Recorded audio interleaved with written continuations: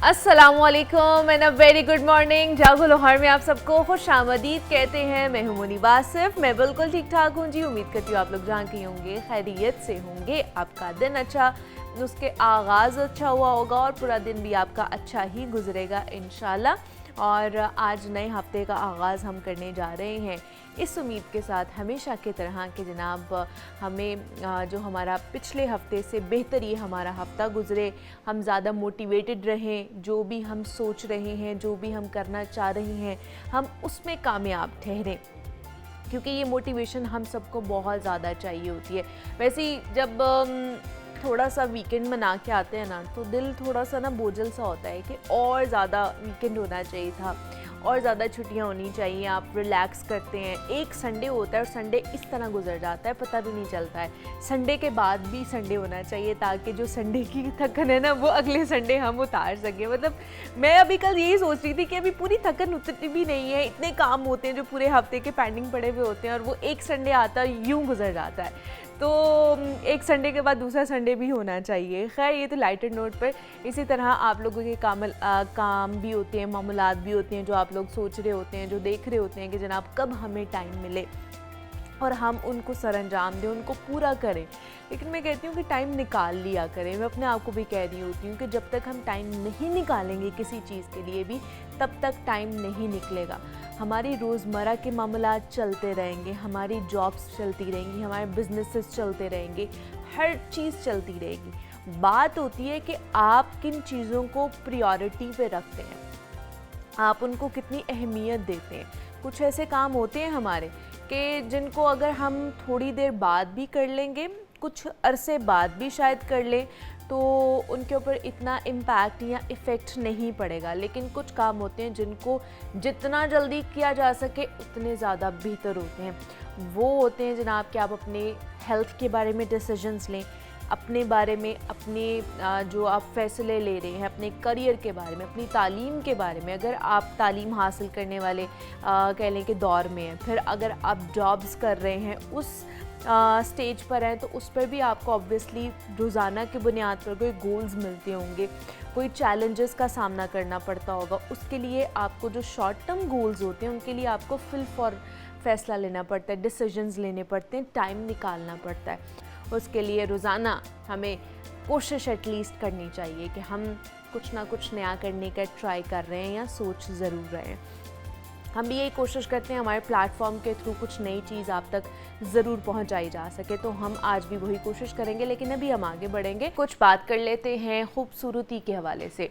एक तो हमारी अगर स्किन अच्छी है, हमारे फेस बहुत अच्छा ग्लो कर रहा है, उसकी रंगत अच्छी है, तो हम एक कॉन्फिडेंस फ़ील करते ही हैं। लेकिन साथ ही साथ अगर हमारे बाल बहुत अच्छे नज़र आ रहे हो, उनमें शाइन हो, वो जड़ों से मज़बूत हो, उनमें हेयर फॉल ना हो रहा हो, हेयर थिनिंग ना हो रही हो, तो हम और भी ज़्यादा कह लें कि कॉन्फिडेंट फ़ील कर रहे होते हैं। ऑब्वियसली आपकी कह लें कि शख्सियत में निखार आना शुरू हो जाता है, आपकी पर्सनालिटी चेंज होना शुरू हो जाती है इन चीज़ों के साथ ही, जो कि ऑब्वियसली आपकी बज़ाहरी जो कह लें कि खूबसूरती उसको बढ़ा रहे होते हैं।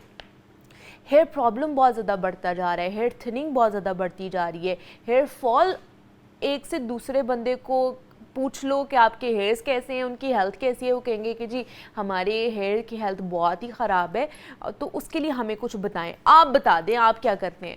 तो हमने नहीं आपको बताना, डॉक्टर आपको बताएंगी कि आपके बालों का प्रॉब्लम क्या क्या हो सकता है और किस तरह उनको सॉर्ट आउट किया जा सकता है।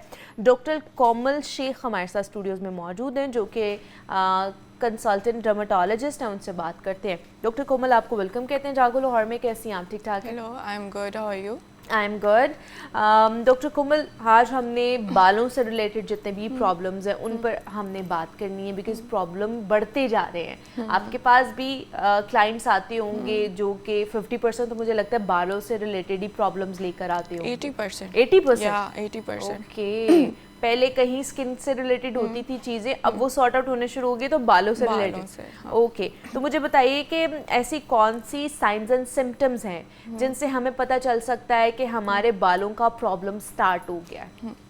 अच्छा, सबसे पहले तो ये होता है कि आपके बाल ज़रूरत से ज़्यादा गिरना शुरू हो जाते हैं, रूखे हो जाते हैं, बेजान हो जाते हैं, हेयर का टेक्सचर बहुत पतला हो जाता है। और सबसे जो इम्पोर्टेंट साइन होता है कि आपके बालों की रंगत सफ़ेद होना शुरू हो जाती है। उसमें ये होता है कि आपके बाल जो है ग्रे होना शुरू हो जाते हैं, वाइट होना शुरू हो जाते हैं। तो इसमें मोस्ट इम्पॉर्टेंट ये होता है कि आपको ये पता होना चाहिए कि आपके हेयर फॉल की कॉज क्या है। ज़्यादातर कॉजेज़ इंटरनल कॉजेज़ की वजह से होती हैं, लाइक न्यूट्रिशनल डेफिशिएंसीज। अगर न्यूट्रिशनल डेफिशिएंसी चल रही हैं, आपका एक्सटर्नल इन्वायरमेंट है वो इफ़ेक्ट करना शुरू हो जाता है। न्यूट्रिशनल डेफिशिएंसीज में जो सबसे ज़्यादा कॉमन हमारे पाकिस्तान में है that is iron deficiency. Iron deficiency, vitamin D deficiency, copper, zinc, इनकी अगर डेफिशिएंसी हो रही है ना तो आपकी स्किन पे एक्नी के साथ साथ हेयर फॉल भी होना शुरू हो जाता है। अच्छा, लेकिन ये जो ग्रे हेयर्स का आप बोल रही हैं कि बहुत जल्दी होना शुरू हो जाते हैं, वो भी किसी विटामिन या मिनरल की कमी की वजह से हो रहा होता है? बिल्कुल, zinc, copper, iron, vitamin B12, इसके साथ साथ स्ट्रेस, ऑक्सीडेटिव स्ट्रेस की वजह से नेगेटिव फ्री रेडिकल्स आपके हेयर फॉलिकल को डिस्ट्रॉय कर देते हैं। आपका हेयर फॉलिकल श्रिंक होता है, पतला होता है, बाल ग्रे होना शुरू हो जाते हैं। तो इसकी बहुत कॉमन वजह है हमारा स्ट्रेस, हमारा इन्वायरमेंट। अब अगर कोई इंसान बीमार है, किसी इलनेस से गुजरा है, तो उसके बाद भी उसके बाल सफ़ेद होना शुरू हो जाते हैं। डेंगू के बाद बहुत से लोगों के बालों में हेयर फॉल हुआ है। तो ये जानना बहुत ज़रूरी है। अगर आपको हेयर फॉल हो रहा है, 3 महीने से ज़्यादा, 100 से ज़्यादा गिरे हैं, तो सबसे पहले आप लैब टेस्ट कराएं। उसमें CBC, थायराइड करवाएं। बच्चियों को मैं ये कहती हूँ कि आप अपना हार्मोनल प्रोफाइल ज़रूर कराएं। PCOS जो होता है उसमें एंड्रोजन ज़्यादा होना शुरू हो जाता है, जिसका डायरेक्ट इफेक्ट हेयर फॉलिकल्स पे आता है। अब जब वहाँ पर इफेक्ट आएगा तो बाल पतला होना शुरू हो जाता है, बाल बहुत ज़्यादा गिरना शुरू हो जाते हैं। तो उसमें सप्लीमेंट्स लेना शुरू करें। अगर सप्लीमेंट्स आप प्रॉपर नहीं ले सक रहे हैं तो आप अपनी डाइट अच्छी करें। अच्छा, उसमें आप एक डाइट प्लान बना लें। सही है। लाइक मॉर्निंग में सुबह 7 से 9 बजे तक आप धूप में बैठें, 10 से 15 मिनट आप सनलाइट में बैठें। हो सके तो विटामिन डी डेफिशिएंसी को पूरा करने के लिए आप ड्राइड मशरूम्स ले लें।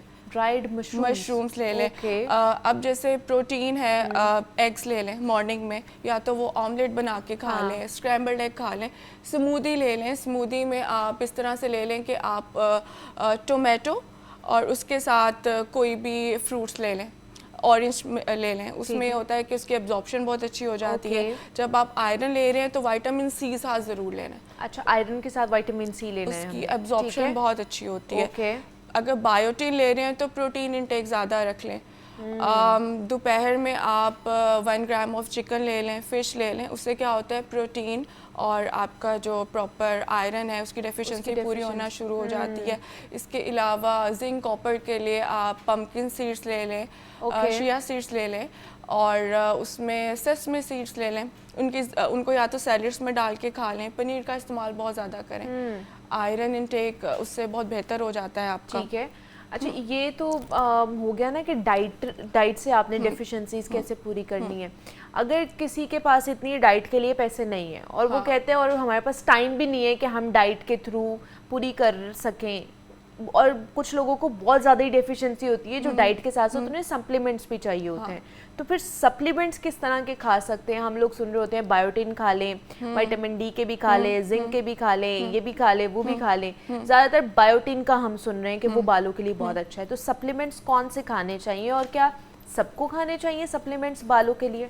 अच्छा, इसमें कॉस्ट पे डिपेंड करता है। अगर तो आपका स्ट्रेस की वजह से हेयर फॉल है ना, तो वो रिवर्सिबल होता है, यानी कि वो 6 मंथ्स के बाद आपके बाल ठीक होना शुरू हो जाते हैं खुद ब खुद। लेकिन उसमें भी आपको इन एनी केस टेस्ट करवाने हैं। और मोस्ट ऑफ द केसेस में आयरन डेफिशिएंसी, विटामिन डेफिशिएंसी निकलती है। तो उसमें विटामिन डी डेफिशिएंसी में ये है कि आप सप्लीमेंट्स लें, उसमें भी 2000 इंटरनेशनल यूनिट्स पर डे। ये एडल्ट्स के लिए मैं बता रही हूँ। आयरन इंटेक भी करें, जिंक भी लें, और बायोटीन का भी बहुत अच्छा इफेक्ट आता है। अच्छा। वैसे तो बायोटीन आपका वाटर सॉल्युबल है, वो यूरिनेशन के थ्रू एक्सक्रीट हो जाता है, लेकिन स्टिल उसका बहुत अच्छा रोल होता है आपके नेल्स में, आपकी स्किन की हेल्थ में, आपकी बालों की हेल्थ में। ये तो एक इनिशियल स्टेप्स है ना। अगर आप अफोर्ड नहीं कर सकते हैं तो मैंने डाइट का बताया कि आप डाइट से मेंटेन करें। डाइट के साथ साथ सप्लीमेंट्स लें। लेकिन अगर इसकी कॉज जेनेटिक है ना, तो उसमें हमें ट्रीटमेंट्स की तरफ भी आना पड़ता है। अच्छा। उनमें ट्रीटमेंट्स में PRP होता है, जिसमें हम ग्रोथ फैक्टर्स आपके ब्लड से एक्सट्रैक्ट करके इंजेक्ट कर देते हैं। तो उसका भी एक बहुत अच्छा रोल है कि आपके बाल उससे वापस आ जाते हैं। लेकिन स्टिल आपको अपना लाइफस्टाइल मेंटेन करना है, अपना स्ट्रेस मैनेज करना है। स्ट्रेस तो स्किन को भी बर्बाद कर देता है, बालों को भी, आपके ओवरऑल हेल्थ को ही वो बर्बाद कर देता है, ओवरऑल हेल्थ को बर्बाद करता है। अच्छा, दूसरा हमें ये भी बताएं, ओमेगा 3 फैटी एसिड जो हैं वो भी हमारे बालों की हेल्थ के लिए अच्छे हैं? बहुत अच्छे हैं। अगर इसकी डेफिशिएंसी है, आपकी स्कैल्प की हेल्थ ख़राब होना शुरू हो जाती है। ओके। स्कैल्प ड्राई होना शुरू हो जाती है। ड्राई होने की वजह से डैंड्रफ आ जाती है और डैंड्रफ फर्दर हेयर फॉल करवाती है। तो उसके लिए ये है कि आप वॉलनट्स लें, नट्स लें। ओके। रोज़ाना सुबह नाश्ते में 1 ग्राम या 2 चम्मच फिश ऑयल का ज़रूर खा लें। अच्छा। हाँ, उससे बहुत अच्छा फ़र्क पड़ता है। चलते फिरते 2 चम्मच ले लें, नट्स के ले लें। बेरीज बहुत ज़्यादा इस्तेमाल करें, एवोकाडोस इस्तेमाल करें। विटामिन डी डेफिशिएंसी पूरी होती है उससे। विटामिन डी डेफिशिएंसी से एक्ने भी ट्रिगर होना शुरू हो जाती है। सही है। अब हमारे पाकिस्तान में ज़्यादातर लोग जो है उनको विटामिन डी डेफिशिएंसी है, और हम लोग तब लेते हैं जब हमें 60 के बाद जाकर कोई सिम्टम आना शुरू होता है रिगार्डिंग बोन्स एंड जॉइंट्स, तब हम लेना शुरू करते हैं। लेकिन मैं कहती हूँ कि 30 के बाद आप एक सप्लीमेंट पे शिफ्ट हो, मल्टी विटामिन ज़रूर खाएं। उससे आपकी सेहत भी अच्छी रहती है, स्किन भी अच्छी रहती है, आपके हेयर भी बहुत अच्छे रहते हैं। ठीक है। अच्छा, वो जो फिश ऑयल आप कह रही हैं उसके कैप्सूल्स भी मिलते हैं, वो भी लोग खा सकते हैं? हाँ, उसके कैप्सूल्स भी मिलते हैं, वो भी खा सकते हैं। लेकिन ये गमीज़ की फॉर्म में भी आ रहे हैं, ऑयल की फॉर्म में भी आ रहे हैं, काफ़ी फॉर्म्स होती हैं। तो कोई अच्छा ब्रांड यूज़ करें उसके लिए। नहीं तो आप किसी अपनी डाइट इस तरह की करें कि रोज़ाना आपकी बॉडी में ये चीज़ें जा रही हों। न्यूट्रिशनल डेफिशिएंसी सिर्फ हेयर पे इफेक्ट नहीं करती, आपकी पूरी बॉडी इफेक्ट होती है इससे। तो ये है कि आप अगर अपनी डाइट ही ठीक कर लेते हैं ना, तो आपको ये प्रॉब्लम्स नहीं होते हैं। अच्छा, आप डाइट और उससे अगर निकल कर आएँ तो हमें ये बताइए कि किस तरह के ट्रीटमेंट्स जो है ना वो करवाए जा सकते हैं बालों के लिए, जिनके बहुत ज़्यादा अगर हेयर फॉल होता ही जा रहा है और रुक नहीं रहा है, उसके लिए किस तरह का ट्रीटमेंट हो सकता है? अच्छा, आपका पर डे 50 से 100 तक बाल गिरता है और वो नॉर्मल है? और वो नॉर्मल है। अच्छा। अगर यही कंडीशन आपकी 3 महीने से ज़्यादा है ना, तो सबसे पहले आपने टेस्ट करवाने हैं। अच्छा, लेकिन नॉर्मल ये है कि सिर्फ वो गिर रहा है, या नॉर्मल ये भी है कि वो गिर रहा है लेकिन उसके श्रेडिंग के बाद दोबारा से ग्रोथ हो रही है? हाँ, उसमें खाली जगह अगर नज़र आ रही है ना, उसमें ऑब्वियसली अब इसमें अगर जेनेटिक है तो उसमें मेल्स में एम पैटर्न आना शुरू हो जाता है, वर्टेक्स से बाल गिरना शुरू हो जाते हैं। फीमेल में क्रिसमस ट्री पैटर्न आना शुरू हो जाता है। वो ऐसे होता है कि जब आप दरमियान से अपने बाल बनाती हैं खवातीन, तो वो चौड़ी मांग आती है। तो इससे आपको आइडिया होना शुरू हो जाएगा कि मेरे बाल गिरे हैं लेकिन नए नहीं आ रहे। तो आप इस तरह ये आइडेंटिफाई कर सकते हैं। कॉलर हैं, उनसे बात करते हैं। पिंडी से उन्होंने कॉल की है, नाजिया ने। अस्सलाम वालेकुम। गुड मॉर्निंग, कैसी हैं? गुड मॉर्निंग, मैं ठीक हूँ, आप कैसी हैं? जी मैं भी ठीक हूँ।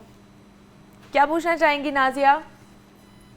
जी मैंने अपने स्किन के बारे में और बालों के बारे में पूछना है। जी जी पूछें, डॉक्टर साहिबा सुन रही हैं। जी मेरे बालों में खुश्की और मेरी स्किन का मसला है कि मेरी स्किन पे बहुत ज़्यादा दाने और छाइयाँ वगैरह हैं। तो मैं बहुत से अच्छे डॉक्टर डर्माटोलॉजिस्ट को दिखाया है, दवाई दी है, मेडिसिन है, कुछ फर्क नहीं पड़ रहा। अच्छा, ठीक है। आपके 2 इश्यूज है, एक स्कैल्प पे डैंड्रफ का और दूसरा स्किन पे एक्ने बहुत ज़्यादा है और पिगमेंटेशन और छाइयाँ वगैरह का है कि बहुत ज़्यादा है। तो उसके ऊपर आपने बताना है। नाजिया ने हमें कॉल की थी रावलपिंडी से, और thank you so much Nazia कि आपने कॉल की है। हाइपर पिगमेंटेशन हो जाती है, एक्ने हो जाती है, उसके लिए क्या करना चाहिए?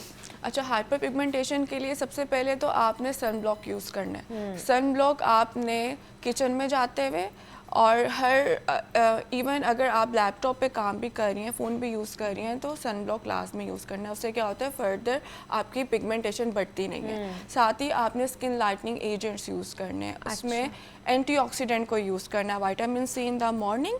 आप यूँ करें कि फ़ेस वॉश कर लें सुबह किसी अच्छे सोप से या फेस वॉश से, उसके बाद आपने विटामिन सी लगाना है।